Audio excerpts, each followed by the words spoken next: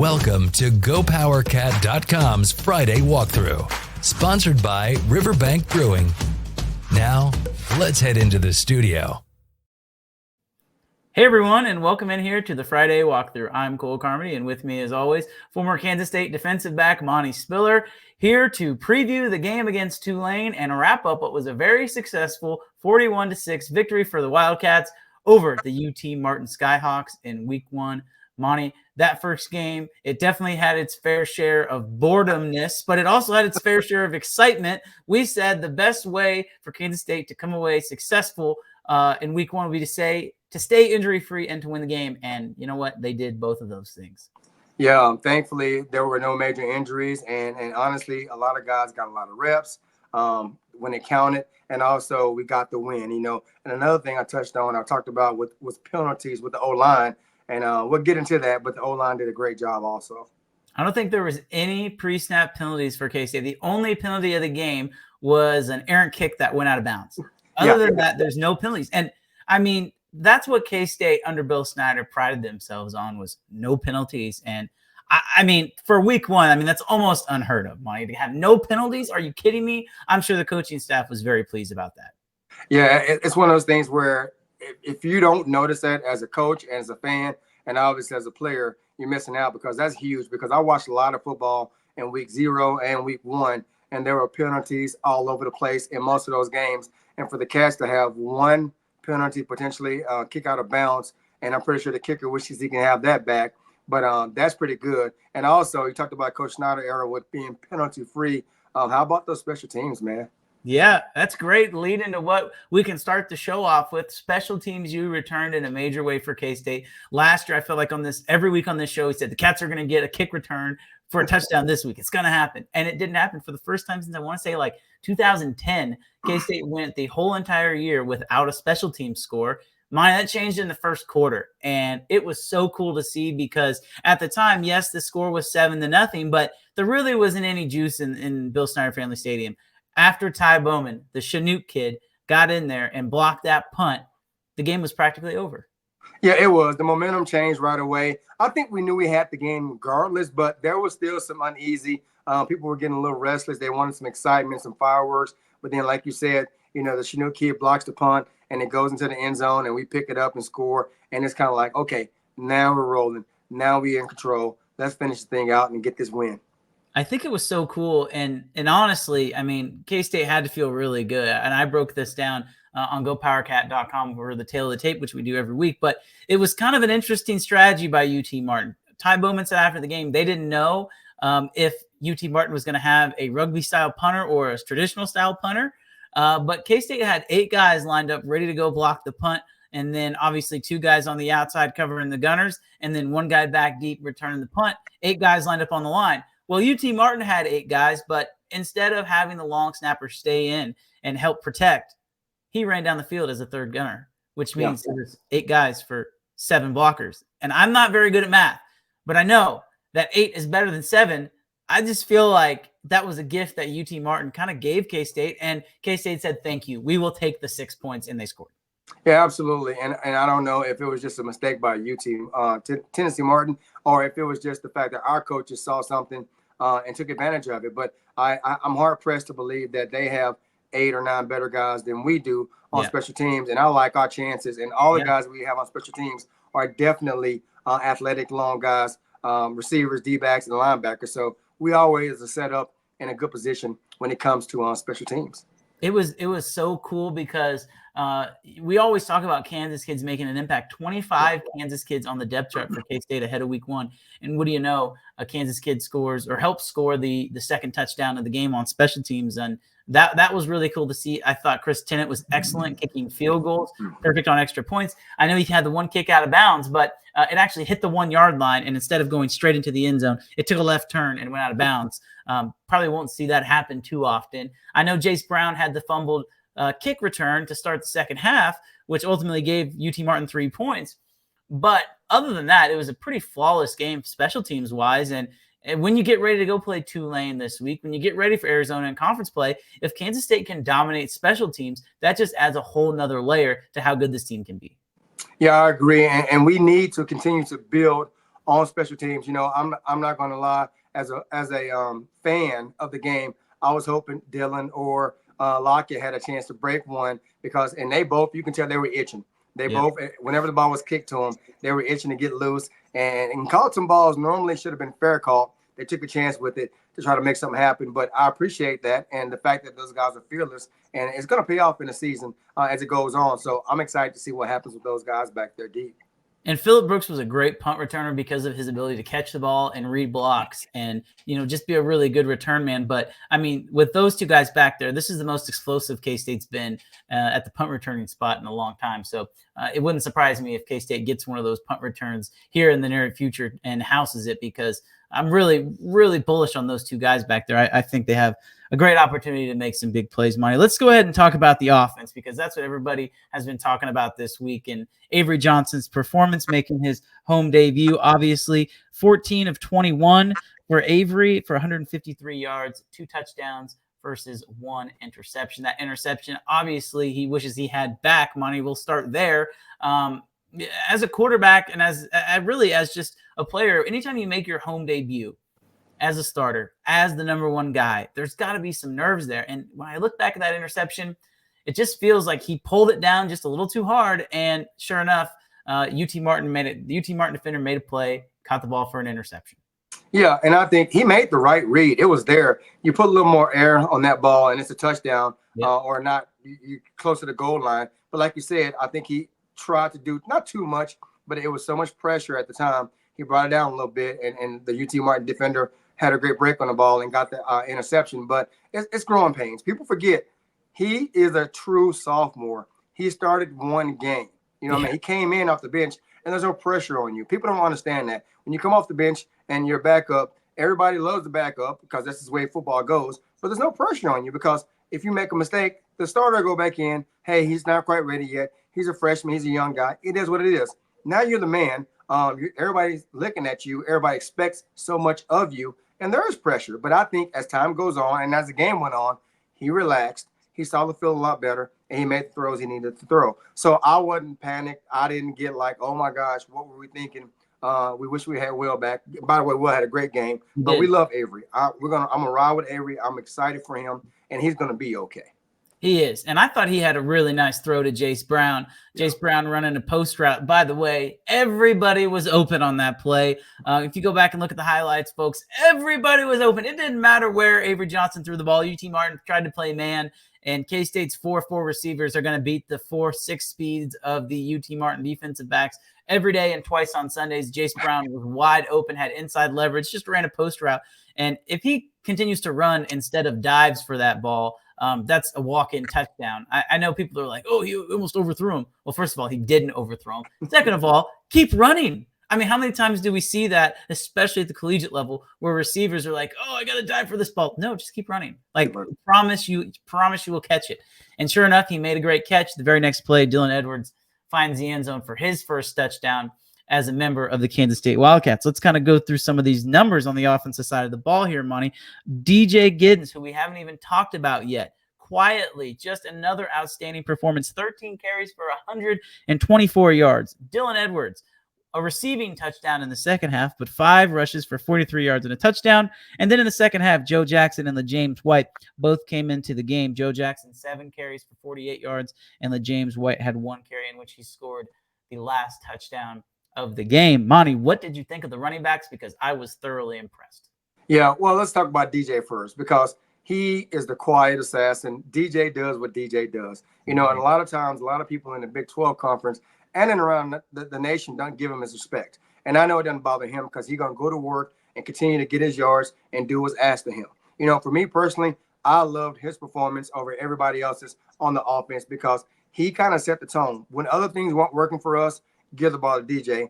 He got his numbers. He got first downs and kept drives going. And he did what was expected of him. He kind of picked up from last year. With Dylan, when he got a chance to get the ball, his speed showed, his explosiveness showed. And the fact that, I was not concerned, but I was kind of curious to see how the coaches were going to divvy up the balls, because when you have that much talent in the backfield, guys want to get their numbers and get their chances. And it appeared that everybody was happy with the touches they got. And like you said, some of the other guys got in later in the game and made the most of the opportunity. So DJ did what he's supposed to. Avery settled down, balled out. Dylan was used very effectively when needed to be. And the receivers got open when they needed to. And although the balls didn't go to them, moving forward, the opportunity is going to be there. So the first half was frustrating because they started slow. The second half, it got fun. But I was overall impressed with the offense. But the O-line did their job, and it wasn't a topic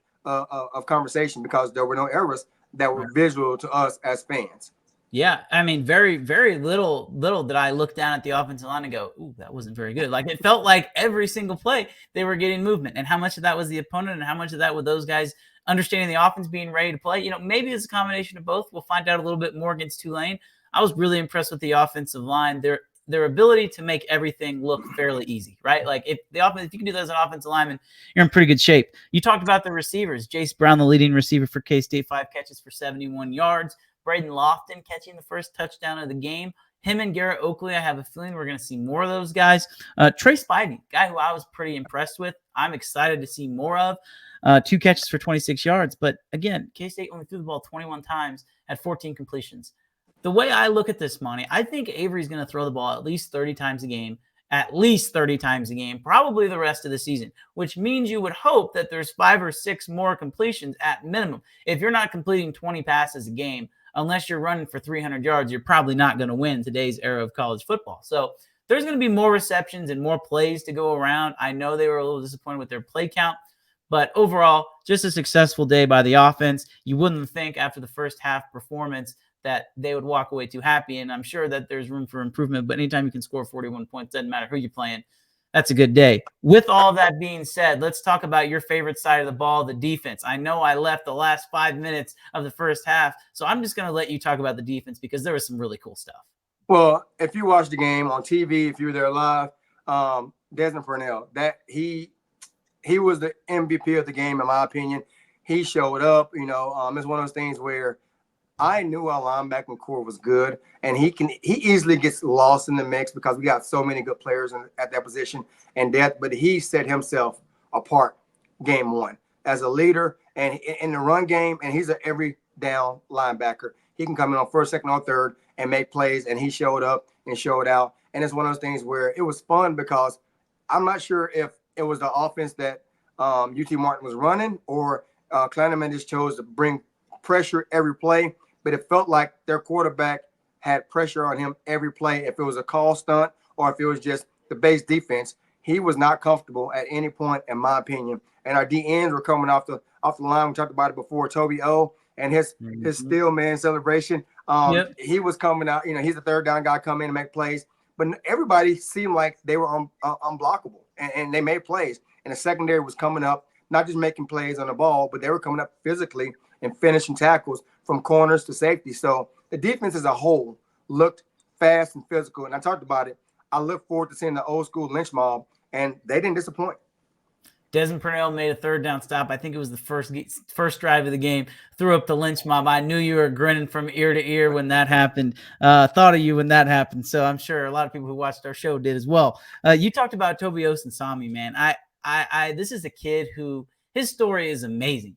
Because for those of you who are not familiar, Toby Osensami was a high 3-star, eventual 4-star kid out of Wichita East to be a linebacker. He played running back for the Blue Aces, and he also played linebacker, inside linebacker. But he was also on the 4x1 team at the state tournament and raced against Jacob Parrish in the final leg. I mean, this is a kid in Jacob Parrish who runs a 4.4. Toby Osensami, who is not too far behind him when it comes to speed, and now he's playing a rush in. Monty, if you can have a weapon like that, I don't care if he only comes in on third downs. I don't care. I asked Brian Hanley about this earlier on the Insiders. So what's it do for, when the defensive linemen are rotating in? And he had the typical offensive line answer. Well, it doesn't matter who's out there. They're expending energy. And I agree with Big B. But I also think that when you have a weapon like Toby Osensami with some fresh legs, man, that guy becomes real hard to block. You're right. And I love Big B. And O-lineman going to be O-lineman, and he's a confident O-lineman. And I wouldn't expect anything less from him. But Big B would inside, he would be aware if 44 came in and if he was on the side, he wouldn't be afraid of him, but he would definitely get his attention. And that's one of those things where when you have that much speed and you pop on film, the other coaches in Tulane for this week are guaranteed. They might pull, if they see him come in, they might say, hey, not necessarily max protect, but bring it back in to bump him, slow him down a little bit, either run to him or run away from him, depending on what they want to do. But he would catch my attention if I was the offensive coach. And I would say he wasn't one of those guys going into the season, not even on my radar. I know he was a good player, but I didn't expect that performance going into that first game. I know he can give us depth, but nothing like that. And what's interesting is it makes defenses make a decision when K-State rushes that third down passing rush unit into the game, because they also had Chidi Obiizar, who's essentially the exact opposite of Toby. Chidi is about 6'5", 270 pounds. And so are you going to single block that guy and make a tackle, try and block him, who also had Division I offers for basketball, by the way, in Chidi Obiizar? Are you going to have an offensive tackle block that guy, single block him?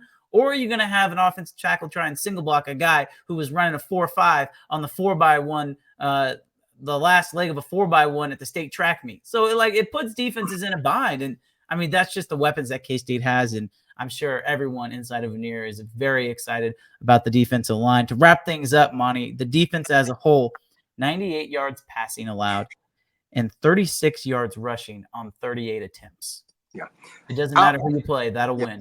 That's impressive, and it's one of those things where, I don't want to get too excited, and it's easy to as a fan, but understand when you can put those type of numbers up, I don't care if it's FCS, FBS, you're doing something right, because UT Martin's going to win a lot of games. They're going to win a lot of games, and I always like to follow teams they play early to see how they stack up against other teams, And we talked about before, they played Georgia last year at Georgia. Yep. Although they lost the game, they weren't a team coming into Manhattan afraid of the atmosphere. And I don't think they were, but I think they were surprised at the team speed that K-State had on defense. And moving forward, next week against Tulane and following week against Arizona, the secondary, the DNs, the rush ends, the linebackers, the Purnells of this world, we're going to need that speed, because the competition we see gets better and better each week. But I think our guys will be prepared and understand the task at hand. And I'm excited, man. Our defense, if we stay healthy, it could be a special year. It's going to be a fun year no matter what. Next week, Kansas State gets set to take on Tulane. We'll talk about it in the second half when we come back right after this short break and a word from our sponsor, River Bank Brewing. It's time to take a break for our sponsors. We'll be back with more from GoPowerCat.com. Nestled in the heart of beautiful and historic Council Grove, Kansas, Riverbank Brewing is the perfect place to stop before or after the game. Riverbank Brewing, located in downtown Council Grove. Now let's head back to the show for more K-State sports coverage from GoPowerCat.com. Hey everyone, welcome back in here to the Friday walkthrough. I'm Cole Connery with Monty Spiller. Before we get started in the second half, Monty, I'm going to put you on the spot here. You had a chance to visit our sponsor, Riverbank Brewing. Your son, as you talked about on the last show, is a defensive back for Emporia State. They opened up on Thursday night against Washburn. You got to go through Council Grove to get down to Emporia. What'd you think? It was kind of cool going in. The weather was beautiful for one. I was in a good mood anyway, because I was going to see my boy play and Emporia State play, and I stopped in. And I'll tell you, man, that place is impressive. I'm not sure how long it's been there, and some of the locals were there, and I talked to not to the owner, but his wife, and she was more than accommodating, super nice people. But if you get a chance to go there, go there. I don't know if we can make it happen, but we need to shoot a show there. I'm telling you, it's a great setup. And I was very impressed with it. So if we can make that happen, let's make that happen. I like that. Fitz, when you're listening to this, you get that idea. We'll do a show. We'll do a show from Riverbank. That sounds like a lot of fun. Okay, let's talk about this K-State Tulane game. Monty, Tulane won their season opener on Thursday, 52-0 over Southeast Louisiana. Now, before we get into the Green Wave that much, I just want to preface this by saying, take everything with a grain of salt. Same thing with K-State, 41-6 over an FCS program. Take it with a grain of salt. But please, please, please, if you're just a casual fan, you see 52-0, take that with a grain of salt. Because Southeast Louisiana, their football program is about at the bottom of the barrel when it comes to the collegiate, not just Division I schools, the collegiate programs in all of the state of Louisiana. You can name 10 schools that are in Division I off the top of your head in Louisiana, and Southeast Louisiana, unfortunately, for the Lions are probably at the bottom of that list. But Monty, they put up a fight, and I don't know if you've had a chance to really dig deep into them as much as I have, but I will tell you that this game was interesting because Southeast Louisiana drove the ball down in their opening possession, had the ball inside of the 15-yard line and fumbled. Yeah. And then Tulane got it, went down and scored. And then they had an opportunity down 14-0 going really towards the end of the first half. I want to say there was about 2 minutes left. It was only 14-0. And Southeast Louisiana was inside the 10. They threw an interception in the end zone that was returned for a touchdown, 21-0 instead of 14-7. And really the game was over from there. But second half was just kind of a thumping, which we see a lot with FCS schools. But nonetheless, anytime you beat a team 52-0, it doesn't matter. You're going to have some confidence going into the next week. Absolutely. And, it's one of those games where last year when Tulane beat us, it was tough to watch. It was frustrating. But I'm thankful today. I'm thankful for that loss because our guys understand, although be it new staff, new players, potentially a new system, but it's still a lot of guys held over from last year's team. They understand that that team came to Manhattan and beat us. And I guarantee Coach Kleinman understands that, and it won't be left unsaid. And I would be shocked, disappointed if our kids went there and took this team lightly. I don't think they will. And with that being said, it will be a good game. Don't get me wrong. But we will pull away in the second half because there's no reason why we should not beat a team like Tulane that's in the state that they're in right now. New coaches, some new things. Still a good team, but they're not at our level at this point, in my opinion. And playing a Power 5 team, Power 4 now, I guess, team at home is unique because we don't really see that a lot where Power 4 teams go on the road to non-Power 4 teams. I think that stadium will be rocking, but I expect there to be some purple down there. I know K-Staters made the trip to New Orleans for the Sugar Bowl, but this seems like another great alternative. Hey, you didn't get tickets to the Sugar Bowl. Guess what? You can go down to New Orleans. Tickets are going to be cheaper. The plane tickets will be cheaper. Everything will be cheaper. You can go watch K-State play. And maybe you're watching this and you're down there right now. If so, let us know in the comments below. But I'm expecting to see some purple. But this is a Tulane team where you're right. This is a new coach. It's a new program. There are some holdovers from that squad that came into Manhattan and won. But for the most part, we're looking at a completely different set of personnel. And it starts on offense for Tulane. They brought in Ty Thompson through the transfer portal. He was a big-time get for them. He was the backup at Oregon. Everybody thought he was going to be Oregon's starting quarterback. They went out and got Dylan Gabriel. Thompson transfers to Tulane, and he doesn't even win the starting job at Tulane. That job goes to Darian Mensah. The interesting part about that is that Ty Thompson was used on Thursday as kind of a wildcat quarterback. It wouldn't surprise me, Monty, if they play two quarterbacks consistently because they understand, hey, we have to do something to try and find a way to move the ball against this K-State defense. Yeah, even if they weren't planning on using two quarterbacks this week, after watching our defense this past weekend, I guarantee they have a mobile quarterback in because they understand the pressure that K-State brings, the athletes that we have. We're going to put a lot of heat on the quarterback, and our starting quarterback obviously is not as mobile as the backup. So situations, third and long, goal line, whatever it may be, bring in a mobile back to try to equalize the field a little bit. But, yeah, it'd be interesting to see how that works out for them. And it's interesting because I see a freshman quarterback in Mensah going up against a veteran K-State defense. Joe Klanderman is going to bring out all the stops. They're not holding anything back. Last week might have been a little vanilla. This week, Joe Klanderman is going to send the dogs, and I really, really think they're going to get to Mensah. I think they're going to cause him to make some mistakes. I'm not saying K-State gets a pick 6 this weekend, but I think they're going to get multiple interceptions. That's my prediction. That's one of my bold predictions this week. Yeah, and that's a great prediction. And the thing about K-State's defense, what I've realized in the last couple of years, every week, guys are consistent. The stars are the stars, and guys are consistent. But every week, a new guy kind of says, hey, look at me. I can play at the high level too. And K-State rotates so many guys on that defense. You don't know, like you can get tendencies on film watching certain players, and you might recognize what a guy's favorite move is or what a secondary guy does against man coverage or against zone coverage. But you can't do that against multiple players consistently. In K-State rotates so many guys, that causes problems also.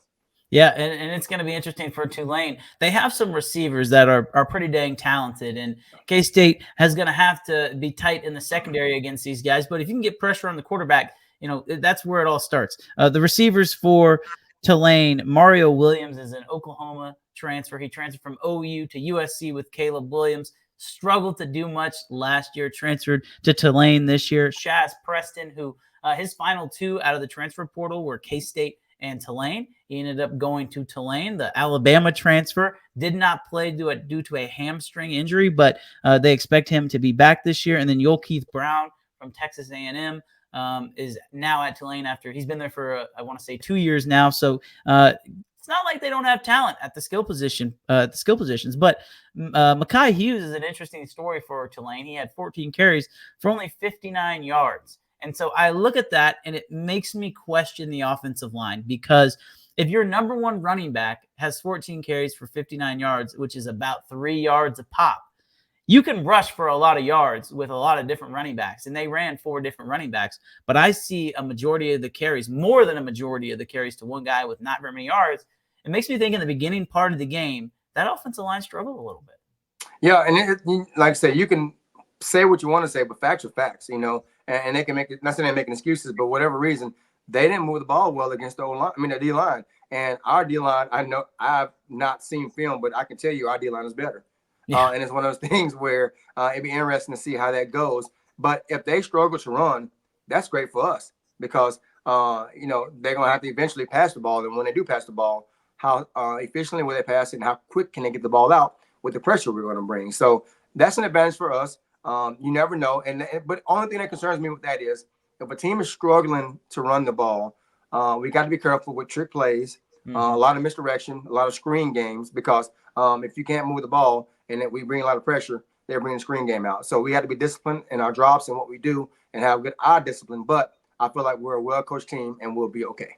Offensively for Kansas State, Tulane obviously runs what Troy ran on defense. John Summerall brings that from Troy. His first year over there, they like to run a 3-man front. They'll bring a little overhang down, tight inside. But K-State, nothing they haven't seen with the 3-3-5 look on defense. Should be fine on that front. I just think that leaves room for RPO game all day long with Avery Johnson and Dylan Ezra. Talked about it on the Questions podcast. But, man, I'd love to see some triple option with DJ and Dylan into the game. Maybe not flex bone like, Bo Schembechler in Michigan back in the day, and all the old Oklahoma and Nebraska teams, but you can do triple option out of the gun. And I'd love to see something like that, because I think when you have Avery, when you have Dylan, when you have DJ, it just opens up Pandora's box offensively. Yeah, you're right. And there's so many positives to that. Use your threats, use your options.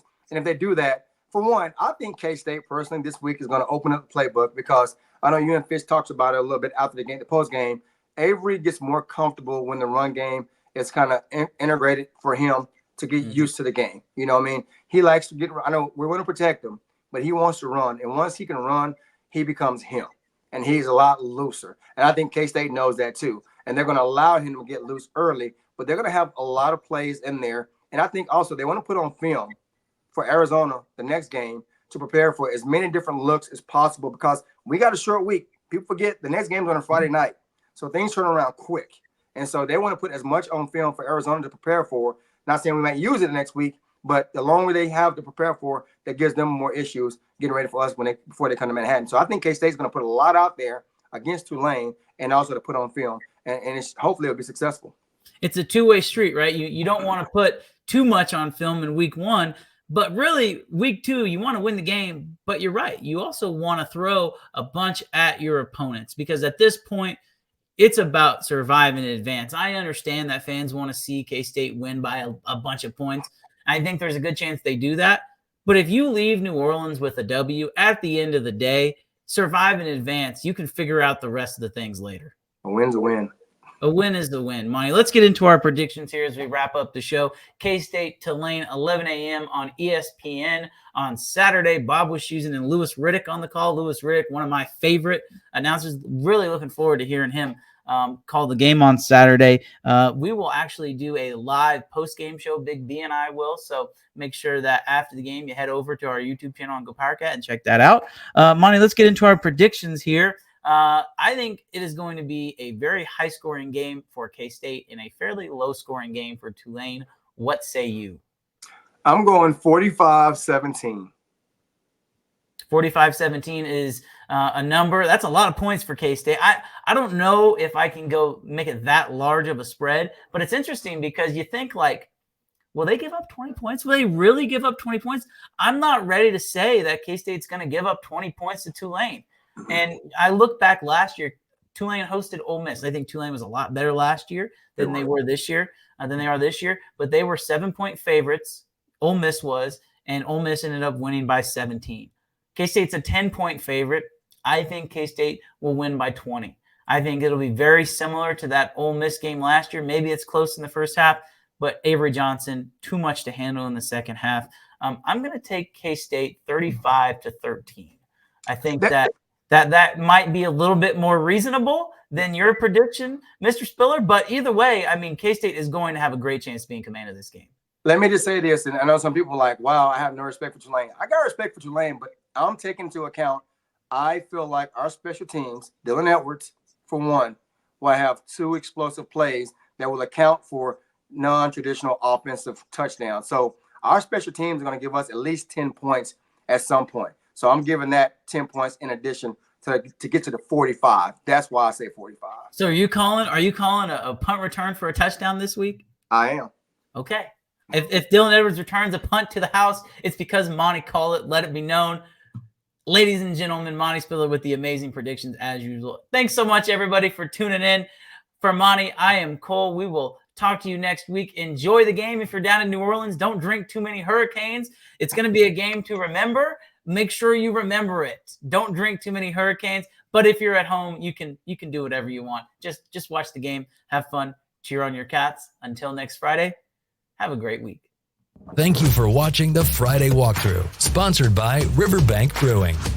This has been a GoPowerCat.com and Spirit Street production.